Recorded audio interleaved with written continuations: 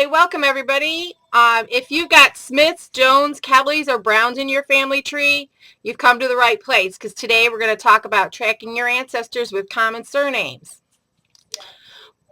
Smiths in New York City, your ancestor was unique. They had unique qualities. They had unique things about them that are going to help you pick them out in records.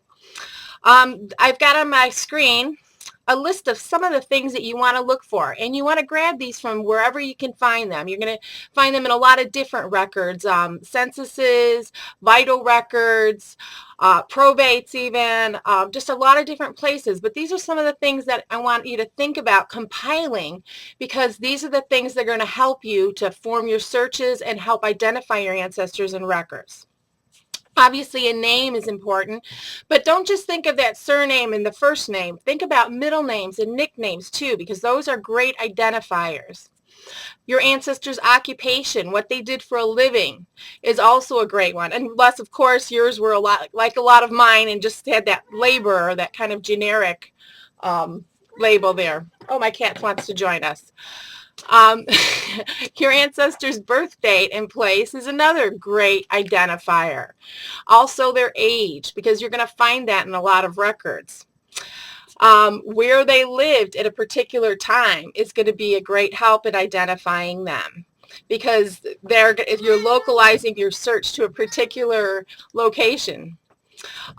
Their religious affiliation, because your ancestor was part of a community, and a lot of times that community was centered around a church or their synagogue, and so knowing their religious affiliation is going to be helpful as well.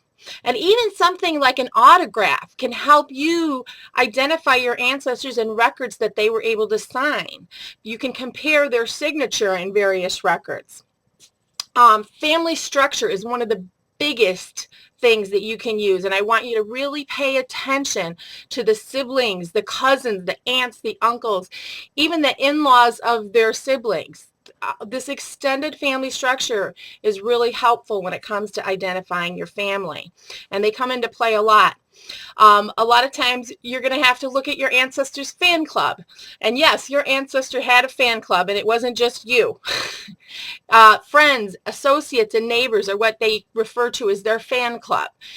People that lived near them, people that they interacted with. Their business associates. Most of the time, people didn't go into business with people that were complete strangers. They were people that they knew, they trusted. So you want to look at those names, and you want to look and see if they're family, because as you look at these big family structures, it makes your ancestor more identifiable. Sponsors and witnesses, again, they didn't just grab somebody off the street to be a sponsor for their baby at their baptism, or a witness at their marriage, or on some other legal document, an executor for their estate perhaps.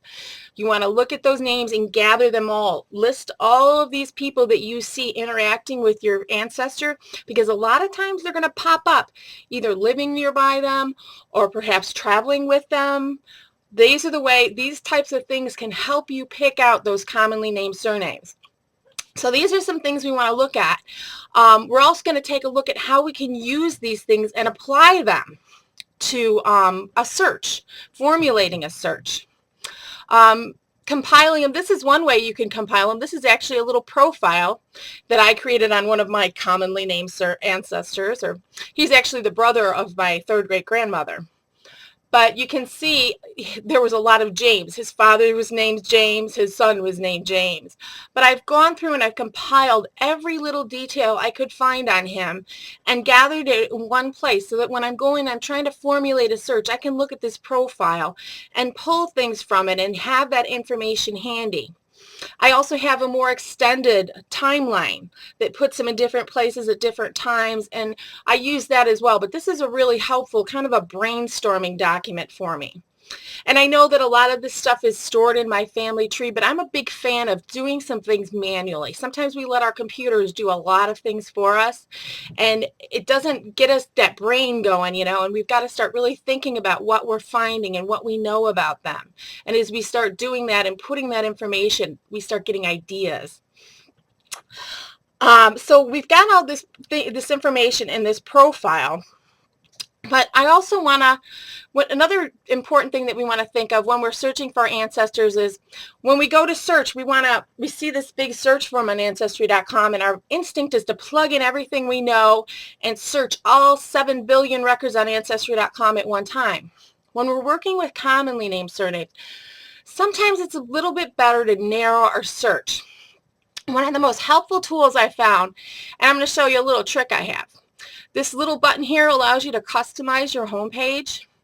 And one of the options when you do that is you could actually bring up these record collections, this little widget here. If you select it and click add it to your home page, suddenly now you've got all of the record collections, all the big categories that you would be using. And what's really helpful is each U.S. census listed separately. When you're searching for your ancestors in the census, yes, you can go ahead and do a global search and grab some of that low-hanging fruit. But if you're going to be searching for a John Smith, you're going to run into a lot of different John Smiths, and your results are going to be a little bit muddled. They're going to make you want to run and hide in some cases. If you go through, however, and you go directly to a census, for example, let's look at a 1900, you can go in, and these search forms are created exactly for the information that we've indexed. So now you can go in and look at that profile we've collected on our ancestor and say, okay, what do we know and what can we put in here?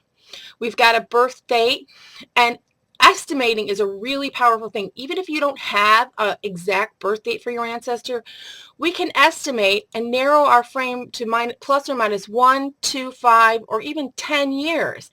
That's a 20-year span when you do plus or minus 10 years. So you can lock your search into that 20-year span, and you're narrowing out a whole lot of John Smiths that would normally be coming up. So even if you don't have a year, estimate. And if you want to lock it to that span, click that exact only box. Location, a place of birth, is another great way to narrow your search. There may be a ton of James Kellys living in New York City who were born in around 1815, but when you add a location, okay, he was born in Ireland, that's going to cut that number down. And that's what we're about, is cutting that number down with using some easy things that we know about them. The other thing I would recommend when you're putting something in a location field, think about how that location is going to be looking in the record. Is it going to say Dublin, Ireland? No, it's probably just going to say Ireland. So what I always do is put in just Ireland. And when you do that, you always want to pick the place from this drop-down menu, because that's going to give you a more accurate search. Now, when you want to get down, if you know your ancestor was in a particular place, for example, Chicago, this is where you would want to put in a more detailed location. This is where he was living at the time of that particular census, in this case in 1900. Another thing too, the 1900 census was one of the few censuses that referenced what the year they were married. It asked how many years married, and we've translated that into the marriage year in our index. So you can enter a marriage year in here.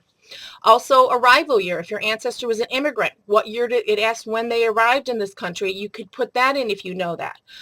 One thing to bear in mind is, depending on how many years have passed between that actual marriage or arrival date and 1900, you may want to give it a little wiggle room. Sometimes our ancestors weren't very good with dates, so sometimes we want to give that wiggle room. If your ancestor arrived in 1862, that year may have gotten fuzzy over that past 38 years. So he may have, he may say 1863, 1861, or even something further off. So keep that in mind, but these are things that you can play with and weave in and out. Now, one of the most important things that you can do is search on a family structure. We talked about knowing your ancestor siblings, knowing about how old they were, because there may have been a bunch of James Kellys in New York, and even a bunch of them with a wife, Margaret. But how many of them had daughter Mary Ann and a son James and a son William, when you put together that family structure, you've got a much more powerful search. And every census from 1880 on up through the 1930 includes that relationship. So you can use other family members, other people you would expect to be in that household at that time, add them into your search, and that's going to help you whittle it down. You may even want to only put in one or two, and I always start wide and then try to narrow down. So let's look at another search. We'll go back to the home page. Sometimes our ancestors are not with a whole family. You don't get that whole family structure that you can work with. So in some cases, you may want to identify them you may have to identify them just on their own. Let's look at an 1880 census, and I'll use an example from my family. This is James Kelly, the James that I did that profile on. And I'm going to put 1815 plus or minus 5 years because this family was notorious for giving a new date of birth or new age in every record that they gave. He was, however, consistent in saying that he was born in Ireland. And from his death record, it said that he had been in Brooklyn for the past 30-some years. So I know in 1880 he was probably in Kings County. And I'm going to go down to that in the drop down. And I don't have really much else that I can search from. And in a lot of cases, this may be all you have. So I'm going to do a search, and you can see that you'd think there would be a lot of James Kellys, and there are quite a few in Brooklyn. But as we look at them, this one was a father-in-law. And as I look at the family, I can see that this is not them. This does not match the family that I know. I look at this one here. This one is living alone by himself. He's listed as the head of the household. And when I click through to the image, I see something here. Now, if we go back to my profile, here's James Kelly here. And it says he's just at home, doesn't give us that identifier of an occupation. So we have some things that that are a little bit difficult to work with. But if I go back to my profile, I can see here that in April 1883, he lived at 155 Huntington. And I know that because of his sister's probate. His sister died, and it lists his address on the 14th day of April in 1883 at 155 Huntington. Because I grabbed that address and included it in my profile, now when I go back and look at this census, I can see that James is on Huntington Street here, and he's living at 155. So even though there's not a lot of identifiers in this actual entry, knowing that address helps me tie him in. Another way would be looking at the people he lived with, sometimes looking at neighbors. You may find neighbors around. That will help you zero in, and then you're going to want to look for some other records to kind of back up that.